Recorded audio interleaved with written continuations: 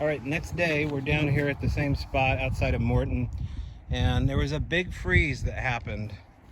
This is the best I think we're gonna get out of this freeze, but the freeze, although it ruined a lot of these tracks, it tells a story of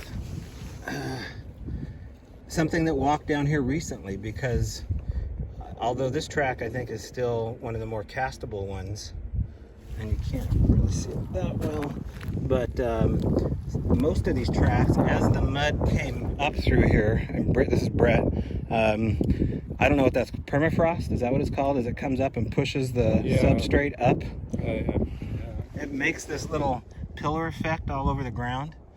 And so we've taken these sticks here to mark some of the tracks that are worth casting and put a little chalk outline. Here's another one. So the footage that you saw before this, the tracks weren't like this. They were in a lot better shape.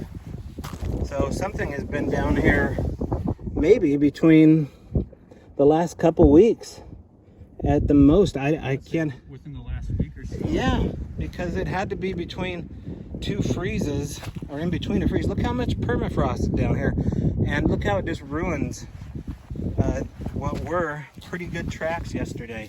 It pushes up columns of mud through here. Let me see if I can turn the contrast up. There you go. Now you can see. See these columns of mud? Those weren't, I believe, nearly as severe or at all yesterday, and now they just are. So that's what we're looking at here. Now they look like human tracks still, but I don't think they're those 5-toed shoes. But we're gonna cast them and make sure. And we should see evidence of them being those. Now I will tell you that those Vibram shoes have a squared off toe. They're boxes, and you can see that box line up. I've seen people. You can also see the man-made grips on the bottom too. Yeah, and they have their logo on the bottom too. Like distinctive. they have a tread pattern, all that stuff. I So don't see any of that in these prints. especially here, see this big round toe? That doesn't come with the sandal. So it's human-like, and we're guessing within, just to be conservative, less than 3 weeks. And it's almost the end of December, so somebody walking barefoot out here. Yeah. That's Yeah.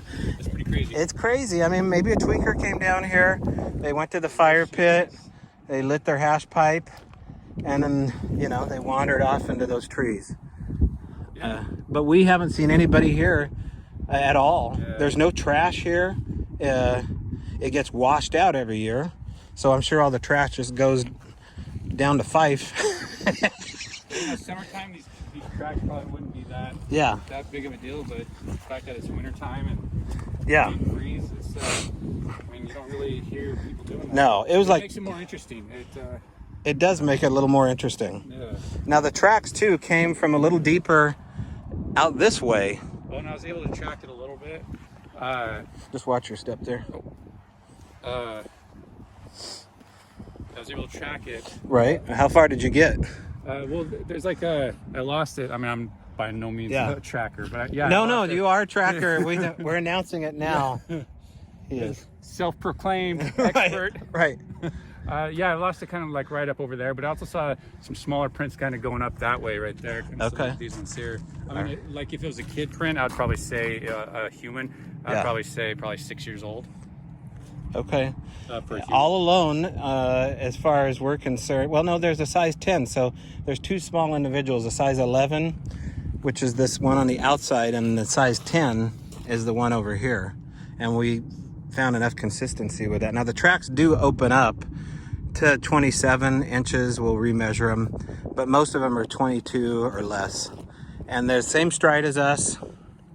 You were 11 and a half. I wear a size 12. So it's all within the ballpark.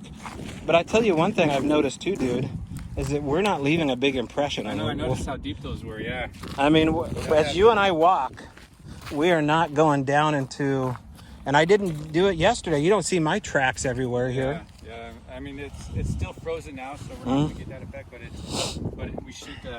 I should have yesterday. Compared to this right here, right? Even yesterday, from what I saw in the video, so, I mean I don't even really see your prints from here yesterday that look. No, any of that depth. I had my rubber boots on, but I think this. If you have a smaller object, it's going to stab in deeper, like a deer's leg would. It would fence post in.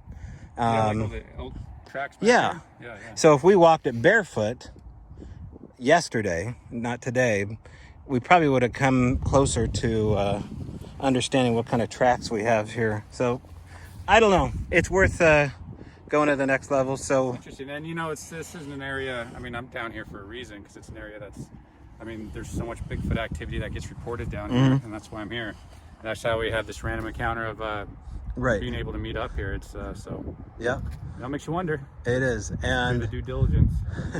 We got to get back to the fact that I got to interview Brett regarding his strange connection to the Almoon property, which is so cool. Wait till you guys hear this story. This is all unfolding for him. This is his baby now, and so he's gonna go marching forward with this story here. I wish him luck.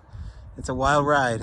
Yeah. Well, I've already experienced something that you guys, evidence that you filmed out there with the yell. I experienced that out there without even knowing you were attached to the whole or anything with the property. Right. I didn't. It was just all I knew was the property was my girlfriend's friends owned it, and they just bought it. And it's like, oh, it's a cool place, down in Oregon and stuff. And it's like, oh, it's a cool spot. And I come to find out, all this different stuff. Because I honestly forgot about that yell until I listened to that they have on YouTube there, and it just quickly brought it back to me, because at the time I just dismissed it. I'm like, oh, it's got to be a truck on the freeway, but apparently the freeway isn't anywhere close to there. No. So that being, and I just dismissed it and went about taking pictures, and because I was so focused on that, I wasn't really thinking of Bigfoot at the time or anything like that. But in hindsight, that's exactly what it sounded like. Same length and everything. I don't think it was call blasting or anything like that. It was something coming from the forest, and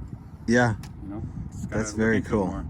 All right, it's a big crazy world, and eventually we got to get ourselves out to that crazy area, because I have never squatched underneath Mount Rainier except once in Greenwater. So I'd love to get out to that area. All right, let's cast these babies.